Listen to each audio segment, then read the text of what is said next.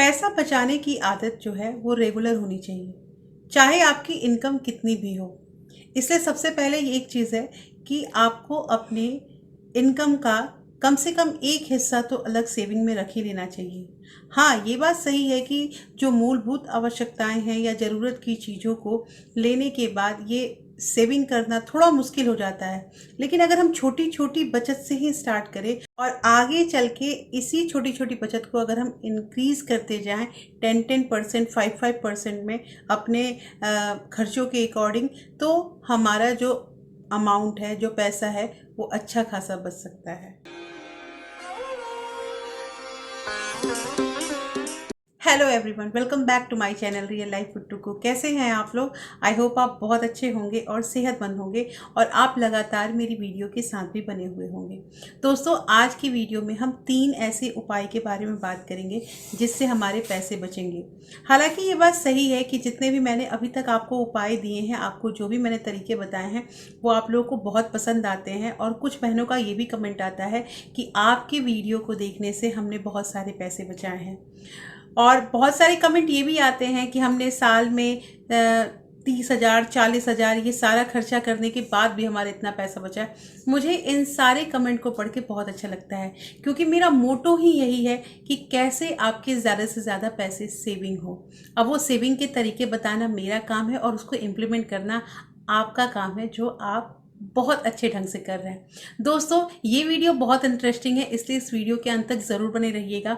लेकिन एक नम्र निवेदन है कि अगर आप इस चैनल पे नए हैं तो प्लीज़ सब्सक्राइब कर लीजिए अपने इस चैनल को, और साथ में जो बेल आइकन है उसे भी ज़रूर प्रेस कर दीजिएगा, ताकि ऐसे ही इंटरेस्टिंग वीडियो के नोटिफिकेशन आपको मिलते रहें।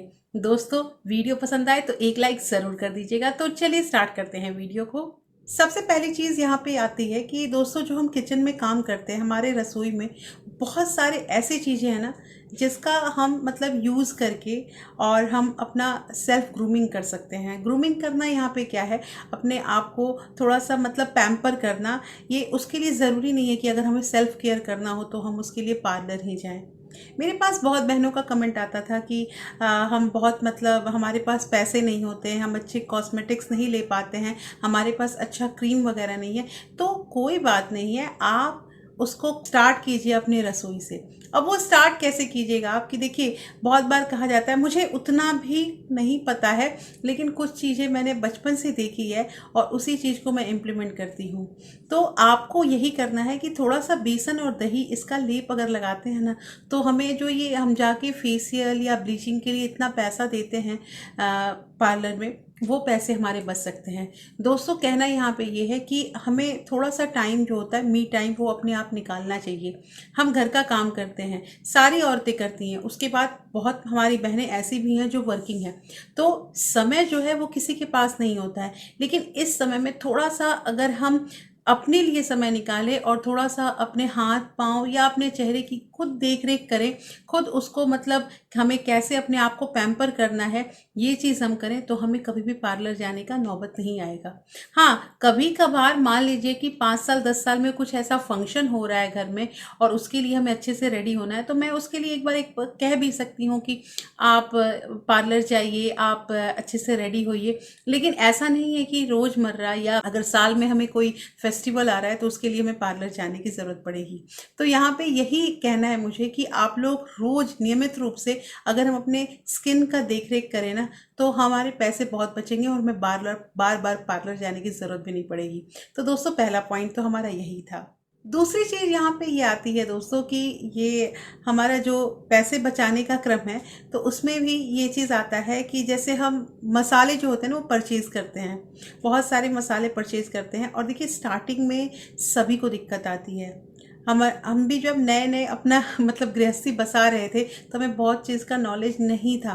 मुझे तो ये भी नहीं पता था ना कि किचन को कैसे सजाते हैं, कैसे रसोई घर में मतलब क्या क्या चीज़ें होती हैं, छोले राजमे, ये सब मुझे कुछ नहीं पता था कि कैसे उसको सजाएंगे। हाँ, किसी के घर जाती थी, उसका किचन सजा सवरा देखती थी, तो मुझे बहुत अच्छा लगता था कि अच्छे डब्बे में ये चीज़ भी रखना है।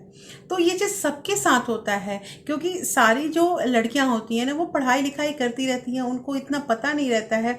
लेकिन अचानक जब शादी होता है और वो अपने मतलब न्यूक्लियर फैमिली में आ जाती है, जॉइंट में नहीं रहती है, तो उसे सब कुछ खुद से करना पड़ता है, तो थोड़ा टाइम सबको लगता है और मुझे भी लगा था। तो यहाँ पे ये कहना है ना कि पहले जैसे कि मसाले जो होते थे वो मोस्टली मैं अपने घर में मसाले जो हैं वो पैकेट का लेके आती थी। जैसे धनिया पाउडर लेना है या जीरा पाउडर लेना है या कोई भी चीज़ लेना है, छोले मसाले बनाने हैं, रायता, इवन तो रायता के लिए भी मैं मसाला जो एक होता था वो परचेज करती थी। तो ये चीज़ होता है ना दोस्तों कि नॉलेज जब नहीं रहेगा तो आपके पैसे खर्च होंगे ही होंगे। और उस समय जब मेरी शादी हुई थी तो उस समय ऐसा नहीं था कि यूट्यूब था। उस समय इतना फ़ोन का सुविधा नहीं था। फ़ोन था मेरे पास, लेकिन इतना नेट नहीं चलता था कि आप हर एक चीज़, आपको किसी चीज़ की ज़रूरत है तो आप उसको नेट पे छान लीजिए। ये चीज़ उस समय सुविधा नहीं थी। तो हमें क्या होता था, हमें अपने बड़ों से पूछना होता था कि हम इस चीज़ को कैसे करें या हम अब कैसे मैनेजमेंट करें। पूछ पूछ के, देख देख के बहुत कुछ सीखा हम लोगों ने।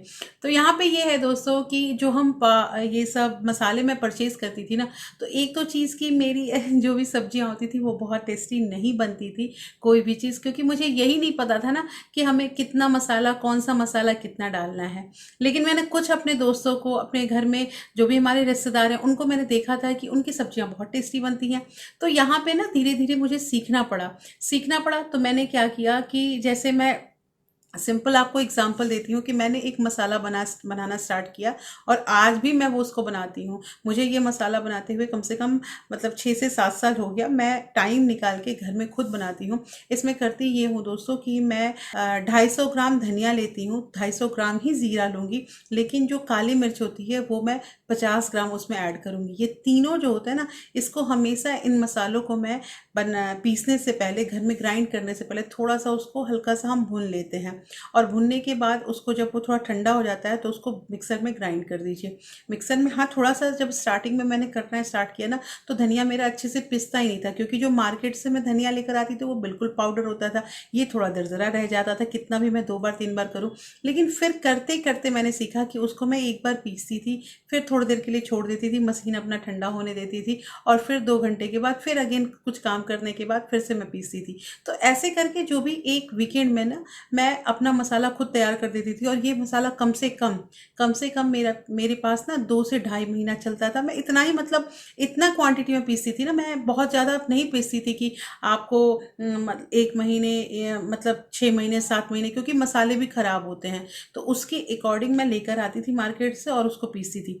अच्छा, अब यहाँ पे ये एक बात था कि जैसे मान लीजिए कि 250 मैंने धनिया ले लिया, 250 मैंने जीरा ले लिया, तो ये तो आधा किलो हो गया। तो आधा किलो जब मैं पीसती थी तो उतना बड़ा कंटेनर भी चाहिए। तो मैं क्या करती थी ना कि ऐसे नहीं करती थी, मैं एक मेज़रमेंट के लिए एक कोई भी अपना बाउल ले लेती थी, कटोरी ले लेती, और उसमें से अगर 2 कटोरी मैंने धनिया लिया तो 2 कटोरी ही जीरा लूँगी, और उस कटोरी का हाफ से भी कम जो है वो मैं काली मिर्च ले लेती थी, और तीनों को ऐसे करके मैं पीसती थी। और ये मेरा मेज़रमेंट हो गया। मेरे पास कोई मेजरिंग कप नहीं था, मैं अपने अकॉर्डिंग ही चलती थी कि मुझे कैसे क्या करना है। दूसरी चीज़ दोस्तों, मेरे साथ एक चीज़ और थी कि जैसे हम घी वगैरह ना, घी बटर ये सब जो है ये मैं अक्सर परचेज़ करती थी। स्टार्टिंग में मैं ये काम मैंने किया है। लेकिन और घी जो है वो मुझे ज़्यादा परचेज़ करने की ज़रूरत नहीं होती थी, क्योंकि मेरी मम्मी खुद घी बनाती थी घर में। मैंने खुद देखा है कि वो कैसे बनाती थी, तो वो घी भेजती थी तो मेरा घर का काम चल जाता था। और मैं अक्सर जैसे पूजा का दिया जो जलाना होता है ना, दिया हम लोग सुबह शाम भगवान के सामने करते, तो वो मेरा घी का ही दिया जलता था। तो मैं करती थी। लेकिन फिर मैंने बोला कि अब कितने दिन तक मम्मी करेंगी, मुझे भी तो सीखना चाहिए। तो उसके लिए मैंने क्या किया कि जैसे दूध जो भी मैं लेती हूँ तो उस दूध को थोड़ा मेहनत करना पड़ता है। उस दूध का जो फर्स्ट जो छाली होती है उसको मैं अलग से निकाल कर उसमें थोड़ा सा जामन डाल के और ऐसे करके 1 वीक का कंटेन करके रखती हूँ एक कंटेनर में। और जिस दिन मुझे टाइम मिलता है, जिस दिन मेरी स्कूल की छुट्टी होती है, उस दिन मैं उसका दही बनाती हूँ। दही से मुझे छाछ भी मिलता है। उस छाछ को मैं यूज़ करती हूँ, जैसे अप्पे बनाने हो, उत्पम बनाने हो, इडली बनाने हो, तो इन सब जगह पे उन छाछ का भी यूज़ करती हूँ। कढ़ी बनाना हो, या फिर वो जो दही वाला आलू की सब्जी होती है वो भी बहुत टेस्टी लगती है। ये सब बनाना होता है तो मैं यूज़ करती हूँ। और इसके साथ साथ घी जो है वो मैं घर में प्रिपेयर करती हूँ। और उसको, हाँ, ये है कि साफ सफाई के साथ रखती हूँ मैं, कि उसको ये नहीं कि जूठा उठा से टच करूँ, क्योंकि उस घी को मुझे भगवान के लिए भी यूज़ करना होता है। तो ऐसे करके मैनेज करके अगर हम घर चलेंगे ना, तो हमारे पैसे तो बचेंगे। हाँ, थोड़ा मेहनत लगता है, लेकिन ये क्या होता है ना, ये टाइम टू टाइम इंसान सीखने लगता है। स्टार्टिंग में कोई भी नहीं सीख पाता है, कोई भी नहीं जान पाता है कि वो कैसे क्या करेगा।